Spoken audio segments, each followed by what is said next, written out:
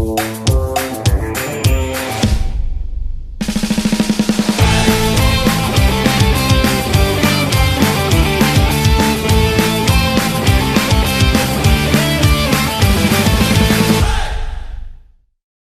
ձեզ հարգելի քաղաքացիներ, եթերում նորից ծովից ծով փոդքասթն է, մենք մեր սովորական ռեժիմով ենք, ամեն կիրակի ժամը 20:00 Երևանի ժամանակով, 9 AM Ամերիկայի արևմտյան ափի ժամանակով, մենք ինչպես միշտ քննարկելու ենք անցնող շաբաթվա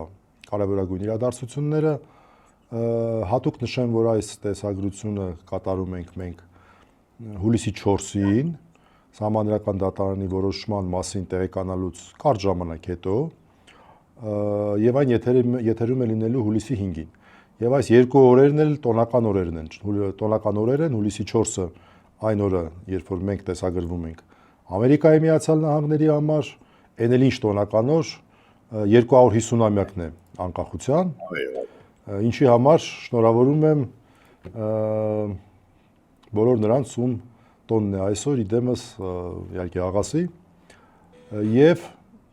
հուլիսի 5-ին էլ Հայաստանի Սահմանադրության օրն է, չգիտեմ այդտեղ շնորհավորելու առիթ կա թե չէ, որտեվ անցնող շաբաթվա կարևորագույն իրադարձությունը Սահմանադրական դատարանի որոշումն էր, եւ այդ լույսի ներքո հուլիսի 5-ը տենց դառնում է մի տեսակ Սահմանադրության ինչ-որ ոչ շատ տոնական օր, լավ, մեղմ արտահայտվեմ։ Ողջույն աղաս։ Ողջույն, բարև ձեզ, երելի դիտողներ, Սահմանադրական դատարանը ինքը արդեն շնորհավորեց Սահմանադրությունը, խայտ արվակելով այդ Սահմանադրությունը, եւ հիմա մենք փաստորեն ունենք այն, ինչ ունենք, այսինքն ճիշտ ասած իզորել սպասում էինք դատարանի որոշմանը, բոլորի համար նախատեսել իր, որ այս դատարանը չի կարող փոքրիչ ինքնություն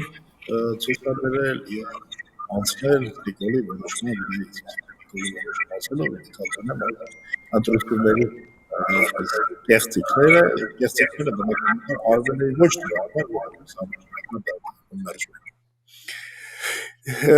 չգիտեմ, եթե ուրիշ խնդիր ունենք մենք այս շաբաթվա քննարկելու։ Մենք արդեն կարող ենք ամփոփել ընտրական process-ը, որտեղ Սահմանադրական դատարանի որոշումը ֆորմալ առումով ընտրական process-ի ավարտն է։ Մենք կարող ենք խոսել ազգային ժողովի նոր 9-րդ գումարման մասին, թե ինչ կազմ է այն ունենալու, ինչ ակնկալիքներ կարող են լինել եւ խոսենք արդեն իրենց ղեկավարությանը եւ ճակերտավոր ժողովրդին հրաժեշտ տվող 8-րդ գումարման ազգային ժողովի մասին, ինչու ճակերտավոր ժողովրդին, որովհետև նրանք ժողովրդի մասին են խոսում, բայց ժողովրդի հետ կապված անում են լրիվ հակառակ գործողությունները, իրենց վերջին սրիկայությունը արեցին եւ զրկեցին Հայաստանի Հանրապետության քաղաքացիների մի ստվար զանգվածին հակասահմանադրականորեն զրկեցին ընտրական իրավունքից։ Մենք երևի թե խոսենք այս անցումային շրջանի մասին եւ իհարկե կարճ խոսենք Սահմանադրական դատարանի որոշման մասին։ Ես ճիշտ ասած կուզեի մի երկու թեմա ավելացնել, Առաջինը ինչ է անելու Նիկոլան այս իր կիսալեգիտիմ վիճակում, որովհետև ըստ էության նա իր լեգիտիմությունը ստացավ Եվրոպայից կամ Արևմուտքից ավելի շուտ եւ ըստ էության նրա այս արևմտամիտությունը վերջին ընթացքում հիմնական նպատակն այն էր, որ ստանա այդ լեգիտիմությունը։ Հիմա չնայած այն ամեն այն անդակություններին, որ ինքը արել եւ անելու է։ Մնում է հիմնականը, մնում է այն, որ Ռուսաստանն իրեն ճանաչի, եւ ինչ է անելու այս ուղղությամբ։ Այսինքն մենք տեսանք, եթե չհաշվենք, ուրեմն թաղման գնալն է Իրան, բնականաբար իր առաջի արտասահմանյան ակնկալում է Ռուսաստան, չէ՞։ Սովորաբար այդպես է լինում, բայց երբ է ծրագրված, ես տեղակ չեմ, ծրագրված է այդպես բան։ Ծրագրված է խայտարակ ձևով, այս դեպքն է, որ Պուտինը չի ուզում իր հետ խոսի, նա պետք է գնա Միշուսինի հանդիպի, ինչ-որ ցուցահանդեսի, անհասկանալի անկախ, որում գծում այս ցուցահանդեսի սպիկերների մեջ նշված էր նաև Նիկոլը, հետագայում նրա անունը հանեցին։ Այսինքն գնում է ցուցահանդեսին ինչ որ ցուցանմուշներ նայելու եւ փորձի այդ ընթացքում լուծի Հայաստանից ծաղիկ ու ելակ արտահանելու խնդիրը։ Արտաքին դիտում օպերատիվ հետախուզական գործողություն է կատարում, ես իրավաբանները կհասկանան իրականում։ Հա, դրա մասին էլ խոսենք, բայց արի կարճ անդրադառնանք Սահմանադրական դատարանի այս process-ին, այսպես ցավոք ընդդիմությանը չհաջողվեց համոզել Սեդա Սաֆարյանին, որ ընտրությունները անցել են խայտառակ պայմաններում եւ փաստորեն Սեդա Սաֆարյանը, այսպես հավաքական Սեդա Սաֆարյանը կայացրեց որոշում, համաձայն որի կենտրոնական ընտրական հանձնաժողովի որոշումը մի հիանալի որոշում էր, որովհետեւ խնդիր այդտեղ չկա, տարրական մաթեմատիկան չէր խախտվել, ԲՀԿ-ից 5 մանդատներ չեն գողացվել, ամեն ինչ նորմալ է։ Եվ հիմա արդեն հասկանալի է դառնում, թե Սահմանադրական դատարանի այս ինչու էր նրանց այս առաջին թիրախներից մեկը հենց Սահմանադրական դատարանը, եւ ուղղակի հիշենք, որ նրանց փաստարկը հիմնականում այն էր, ասում էր, գիտեք, ոնց որ թե նույն ուժի ներկայացուցիչներն են նշանակում Սահմանադրական դատարանի դատավորների, մենք ուզում ենք դիվերսիֆիկացիա անել, բայց ճակերտավոր այնպիսի դիվերսիֆիկացիա արեցին, որի արդյունքում Սահմանադրական դատարանը այսօր ամբողջովին նշանակված է Նիկոլ Փաշինյանի իշխանության օրոք առաջադրված տեխնացուներից, որևէ մեկը չի մնացել նախորդ ժամանակաշրջանից, սա մեկ։ Երկրորդը, օրինակ շատ արտահայտիչ էր Հրայր Թովմասյանի հետ կապված նկատառումները, որ նա ՀՀԿ անդամ է եղել, ոնց կարող է Սահմանադրական դատարանի դատավոր լինել, եւ իրանք նույնը անում են Վլադիմիր Վարդանյանի հետ կապված, որը ոչ միայն ԿՊԱ-ական էր, այլև շատ կարկառուն ԿՊԱ-ական էր, շատ ավելի կարկառուն ԿՊԱ-ական էր, քան իհարկե Հրայր Թովմասյանը որպես հանրապետական, թե ժամանակահատվածով իր գործունեության, թե դերով, նշանակությամբ, մի խոսքով։ Եվ նա մեկ էլ հոբ հայտնվում է Սահմանադրական դատարանում, իհարկե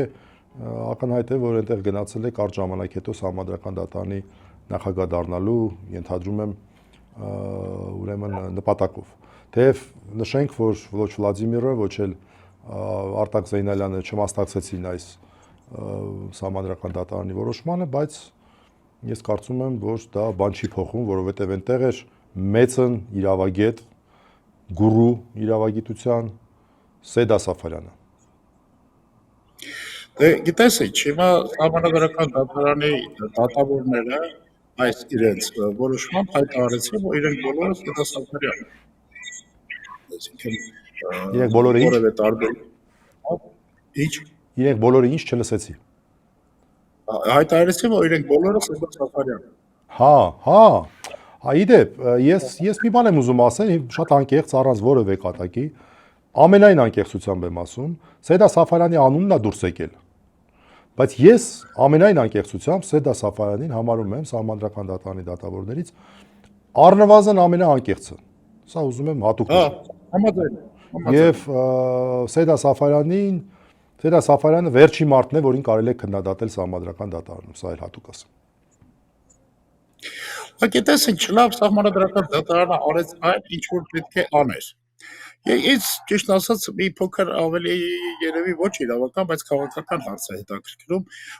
Բնական է, որ ընդդիմությունը սպասում էր հենց այսպիսի արդյունքի, հա։ Այդ դեպքում ինչի համար էր այս համավաճառությունը դիմել Սահմանադրական դատարան։ Դիմել պետք էր, որովհետև երբ որ դու լեգիտիմության հարց ես բարձրացնում եւ ենթադրում եմ, որ պետք է բարձրացվի։ Շատ լավ։ Դիմելը լիներ, համար է հիմնական պրոցեսը, հասկանում ես, ես ասել եմ։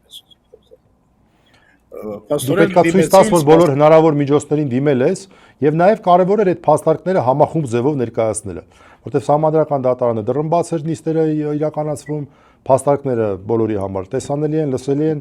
Մենք չգիտենք, թե տարիներ հետո ինչ process-ի մաս է դառնալու հենց այդ տեսագրությունը։ Հա, դու ասում ես բոլոր հնարավոր միջոցները, բայց արի ասենք բոլոր հնարավոր իրավական միջոցները։ Բոլոր հնարավոր իրավական միջոցները, չէ՞, բնականաբար խոսքը իրավական միջոցներին է վերաբերում, որտեղ Սահմանադրական դատարան դիմելը դասական առումով իրավական միջոց է եւ դու այն բանից առաջ որ հայտարարես, որ գիտես, ես համարում եմ, որ օրինակ, չգիտեմ, ես չգիտեմ ինչ են հայտարարելու, համարելու են լեգիտիմ խորհրդարանը, թե չեն համարելու։ Եթե համարելու են խորհրդարանը ոչ լեգիտիմ, իսկ ես օրինակ խորհրդարանը անկախ ընդդիմադիր որևէ ուժ այն համարում է լեգիտիմ թե ոչ, ես համարում եմ որպես Հայաստանի քաղաքացի, որպես իրավապաշտպան ոչ լեգիտիմ եւ կներեք, ես մի քիչ հարգանք ունեմ առնվազն մաթեմատիկայի իմ գիտելիքներին, իմ լուսահոգի ուսուցչուհու նկատմամբ Աննա Անուշավանովնայի, որը ինձ մաթեմատիկա էր դասավանդում, Մարետա Մկրտիչովնայի ուսուցչուհի, որպեսզի ես հասկանամ, որ գիտեք ինչ, մեկին գումարած 1 ոչ մի ձև չի կարող հավասար լինի 1-ի։ Ոնց կռում ես, պետք է 2 լինի։ Եվ այս տեսանկյունից հատկապես ԲՀԿ-ի մասով հատվածը այնտեղ բան չի, այտենց արժեքային խնդիր չի, այնտեղ մաքուր մաթեմատիկական խնդիր է։ Պրոստը զասուդի տարեցին կոպիտ ասած ԲՀԿ-ին, որպեսզի 3 մանդատները, դե 5 մանդատ է ընդհանուր, բայց այն 1-1-ը բաշխվում են ընդդիմադիր ուժերի մեջ, որպեսզի 3 մանդատը ձեռից առնեն եւ դա սկզբունքային ու վճռական նշանակություն ունենա 3/5 մեծամասնություն ունենալու համար։ Այսքան բան։ Բայց կրկնեմ, սпасելի էր, չէ՞, սա։ Դու ենթադրում ես, որ որևէ հնարավորություն կա, որ ՀԿ-ին տան իր, այսպես ասած, վաստակած մանդատները։ Նայ, ես չէի բացառում դա։ Ես դա չէի բացառում, բայց ես դա չէի բացառում ոչ թե այն պատճառով, որ Սահմանադրական դատարանը մի անկախ, մի անկողմնակալ, մի հիանալի, մի հորիփերի չէ, այդ պատճառով չէ։ Ես Սահմանադրական դատարանի անկախության հետ կապված որևէ պատրանքներ չունեմ։ Ես չէի բացառում, որ օրինակ տարբեր ուժեր հասկանալով, որ Նիկոլ Փաշինյանը հետագայում կարող է խնդիրներ ունենա, նրան ստիպեին, որպեսզի նա ունենար նման որոշում։ Այդ չէի բացառում։ Քիչ հավանական է համարում, բայց չէի բացառում, որովհետև այս խարանը եւ այս պիտակը մնալու է, всё, այս երբեք Հայաստանի որևէ խորհրդարանը sense խարանի տակ չի եղել։ Ես կարծում եմ, որ սա ընտրությունների հիմնական արդյունքն է եւ ընտրությունների ժամանակ, երբ որ խոսում եք արտաքին ուժերը հիմնականում այսպիսի Հայաստանի իշխանություն են ցանկանում ունենալ։ Այսինքն հնարավորինս ոչ լեգիտիմ, հնարավորինս խոցելի, որին որ կարելի է, ինչ ասեմ, մատի վրա ֆռասնել։ Ինչ ուզենալ պարտադրել։ Այս օրինակ դու մի բան ասացիր, որ մտածելու տեղ տվեց, շատ չէի մտածել այդ մասին, մի քիչ ավելի բանը բարեխիղճության կանխավարկածով եմ ես վերաբերվում, դե քաղաքական փորձառությունս քիչ է, բայց քո ասածը ավելի տրամաբանական է։ Այսինքն գուցե հենց sense մի բան էր պետք արտաքին ուժերին։ Այո, այսինքն ընտրությունների հիմնական արդյունքը ոչ թե այն է, որ Նիկոլը վերցրեց կրկին իշխանությունը, այլ հիմնական արդյունքը այն է, որ Հայաստանը ունեցավ ոչ լեգիտիմ իշխանություն։ Հա։ Նայ, հիմա ընդդիմությանը տես տուպիկ են տվել կոպիտ ասած, կամ ինքը պետք է ասի, որ ընդունում է ընտրությունների արդյունքները, կամ լեգիտիմ է համարում, կամ էլ եթե գնում է եւ գնա մանդատները վերցնի, կամ էլ եթե մանդատները վերցնում է ու նման հայտարարություն չի արվում, հարցը առաջանալու, բա դու ոնց ես մանդատներդ վերցնում, եթե չես ընդունում լեգիտիմությունը։ Ես մի բան եմ մտածել, քո հետ նաեւ մեր դիտողների հետ այսպես խորհրդակցելու մակարդակով ասեմ, ես օրինակ այդտեղ տրամաբանական խնդրեմ չէի տեսնի, եթե ընդդիմությունը առաջին հայտարարեր, որ խորհրդարանը լեգիտիմ չի, երկրորդ հայտարարեր, որ խորհրդարանը լեգիտիմ չի, որովհետև Նիկոլ Փաշինյանը ստացել է շատ ավելի քիչ մանդատ, քան նրա համար գրել են, երրորդ այն մանդատները, որոնք ընդդիմությունը ստացել են, դա վաստակած մանդատներ են, մի բան էլ քիչ է, չորրորդ հենց այդ պատճառով է, որ նա վերցնում է մանդատները, որտեղ դա իր մանդատներն են, հələ մի բան էլ ավել պետք է ինքը ստանար, բայց այդ մանդատները լրիվ լեգիտիմ են եւ վերջապես հաջորդ կամ չեմ հիշում 5-րդն էր թե 6-րդն էր, անպայման թե ուժեղ Հայաստան, թե Հայաստան ֆրակցիաները գոնե մեկական ներկայացուցիչներ առանձնացնեն որպես ԲՀԿ-ի ձայն, հայտարարելով, որ այդ падգամավորները խորհրդարանում ներկայացնելու են ԲՀԿ-ի մոտեցումները որպես, այսպես ասենք, խողովակ, այսինքն ԲՀԿ-ին հրավիրեն, որ իրենք որևէ հարցի հետ կապված իր մոտեցումները կոնկրետ падգամավորի միջոցով կարողանա ներկայացնել։ Ես օրինակ սա կհամարեի այտենց մոտավորապես ճիշտ մոտեցում։ Ինչ կարծիք ես։ Բարդ սխեմա ներկայացրեցիր, ճիշտն ասած, ես ինձ համար իմ ուշադրությունը ավելի շատ կենտրոնացած նրա վրա, թե Նիկոլը ինչպես է փորձելու նվաճել իր լեգիտիմությունը։ Սահմանադրական դատարանից զատ։ Այսինքն ինչպես է նա փորձելու նվաճելու իր լեգիտիմությունը Ռուսաստանից, հա։ Եվ այստեղ ես տեսնում եմ, որ Ռուսաստանի համար Նիկոլը կրկին դառնում է շատ հարմար խաղացող, այսինքն նրան, որպեսզի թույլ տան, չգիտեմ, ելակ ու ծաղիկ ծախի Ռուսաստանում, նրան կդնեն առաջ կդնեն շատ լուրջ պայմաններ։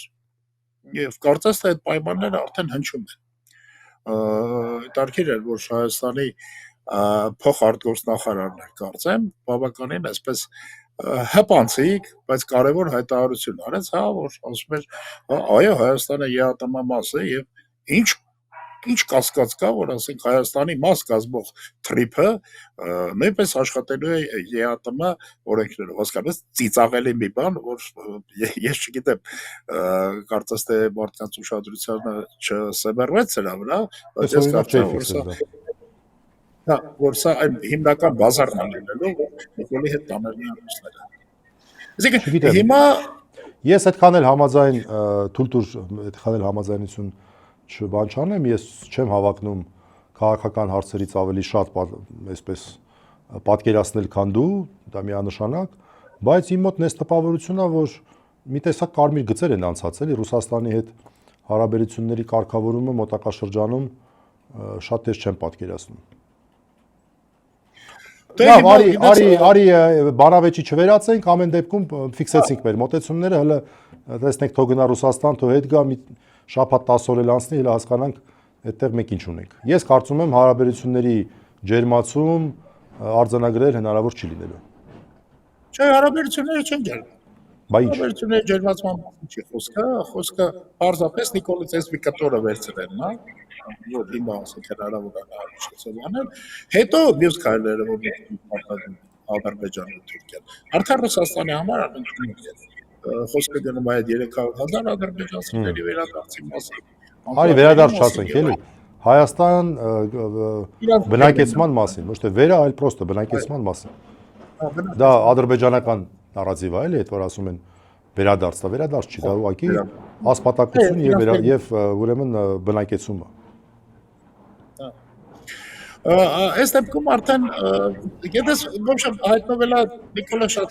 լուրջ թակարդի մեջ, եւ ցավոք այդ թակարդը չեն ստեղծել Հայաստանի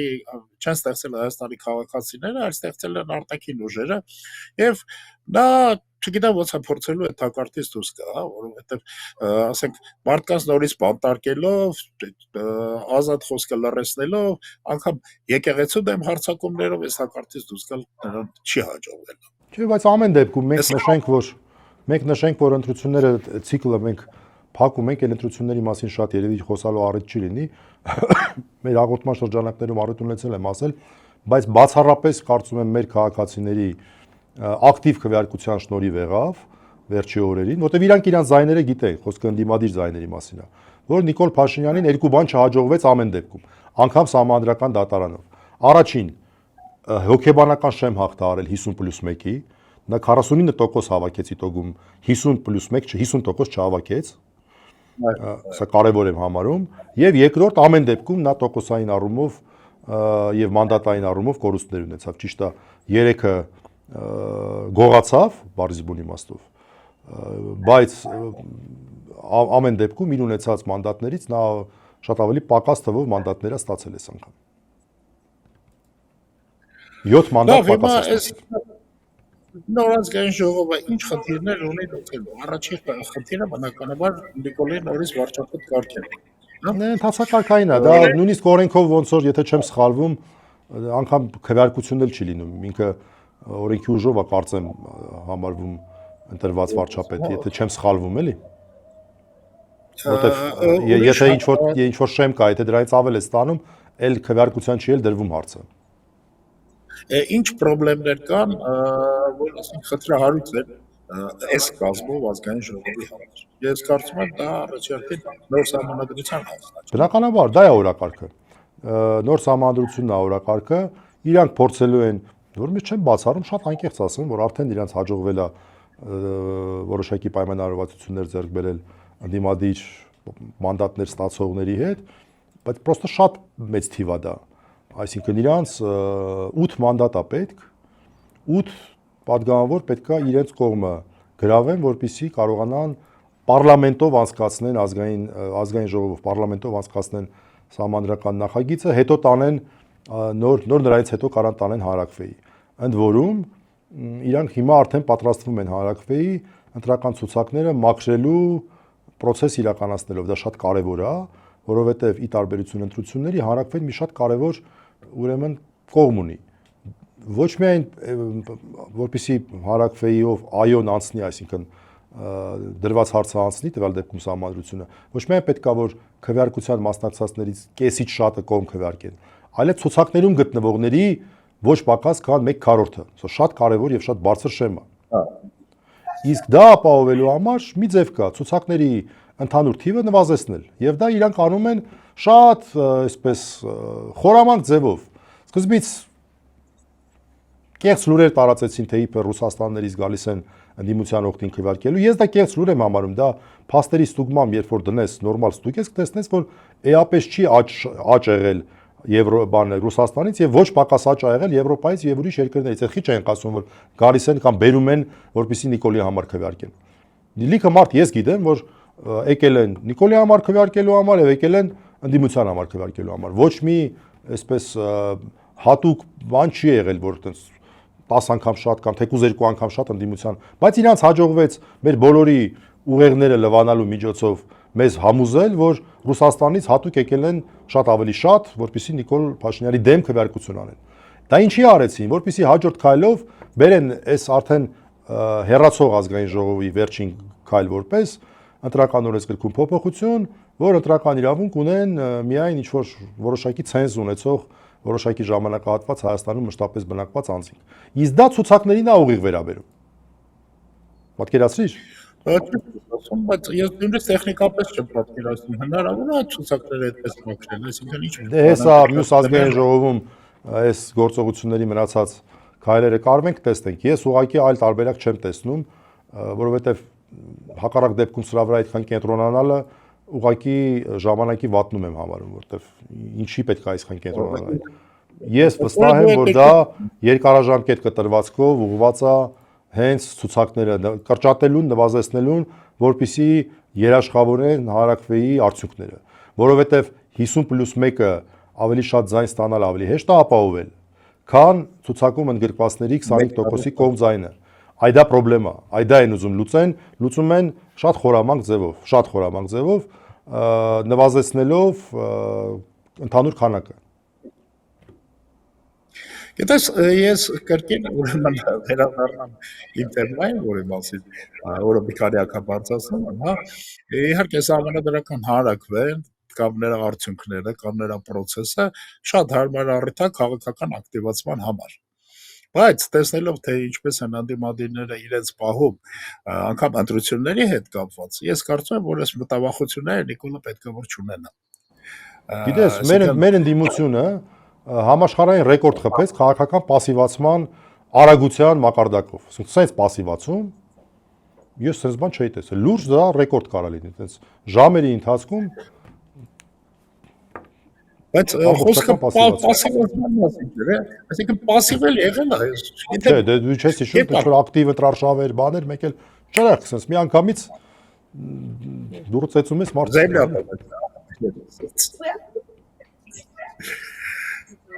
Գիտեմ, հիմա փաստորեն ինչ ընդդիմությունը պասիվացման գծով է մասնագետ, ինքը ակտիվացման գծով մասնագետ չի։ Լսի, մեկ մի դասախոս ունեք։ Լավ, անունը չտավ, շատ հարգված սիրված դասախոսներից էր։ Մեկը գալիս է կպրշկվում է, ասում է, արի բան արա, քավոր եղի, թե ինչ, թե թամադա եղի, չեմ հիշում, թե մի բան։ Չի իմանում ոնց մերժի, ասում է, լսի, ասում է, Պողոս Պետրոսովիչը, չեմ ասում իրական անունը, տխուր սեղանների վարպետ է, ասում է, ուրախ սեղանների վարպետ չի։ Հիմա մեր ընդդիմությունն է, տխուր սեղանների գծով է, էլի պասիվացման գծով է ինքը մասնագետ, ակտիվացման գծով մասնագետ չի։ Երբ է լինելու ազգային ժողովի նորմալիստը։ Կարծեմ օգոստոսի 2-ը, եթե չեմ սխալվում, կարող է մի քիչ այս կողմ, մի քիչ այն կողմ, այդ կողմերը էլի մոտ մի ամսից։ Այսինքն այդ ընթացքում մենք հասկանանք, մանդատները վերցնում են, չեն վերցնում, հա։ Պարզ չի որ վերցնելու են մանդատները, այդ արդեն հարց չի։ Խնդիրը այդ չի, այստեղ կարևոր է անձնական կազմը, ինչ որ մարդիկ կան, որ չեն վերցնելու իհարկե։ Կոնկրետ ովքեր են լինելու այդ 29 հոգին ուժեղ Հայաստանից եւ 10 ինչքան էր գալի 41 12 հոգին եւ 12 հոգին Հայաստան դաշինքից, ովքեր որ վերցնելու են եւ գնալու են Ռուբեն Ռուբինյանական նախագահության ազգային ժողովում լինեն падգամավոր։ Ծաղելի։ Ինչևէ, փաստորեն քաղաքական process-ները Հայաստանում կապնելու են մինչև շատ ջարդեր, հա։ Մինչև տեսնենք, թե ով է գնում ազգային ժողով։ Հա, մի քիչ ավելի пассив շրջան է լինելու, մենք էլ մի հատ հələ կհասկանանք մեր սովիսովի ինչ ռեժիմով ենք իրականացնում, ամեն դեպքում մյուս շաբաթ ամենայն դեպս ոչինչ չի խանգարում, որպեսզի մենք հերթական սովիսով ունենանք եւ նաեւ տեղեկացնենք, թե ինչ որ արձակուրդային շաբաթներ ունենալու եք, թե չէ։ Մի տեխնիկական խնդիր կա շաբաթվա կապից։ Հա, լավ, դե ուրեմն փորձենք տեսնենք լուծում ենք թե չէ, եթե մյուս Կիրակի օրը մտնեք ժամը 20:00-ին եւ մեզ չտեսնեք, ուրեմն սպասեք մեզ այն մյուս Կիրակի օրը։ Եկեք տես պայմանավորվենք։ Այսքանով երևի թե ավարտենք այսօրվա մեր ծովից ծով ոդքասթը։ Շնորհակալություն, մինչ նոր հանդիպում, չգիտեմ թե որ Կիրակի կլինի, բայց անպայման Կիրակի է լինելու ժամը 20:00-ին Երևանի ժամանակով 9 AM Ամերիկայի արևմտյան ափի ժամանակով։ Ստեսյուն, նարգիլի պիտողներ, հանդիպենք։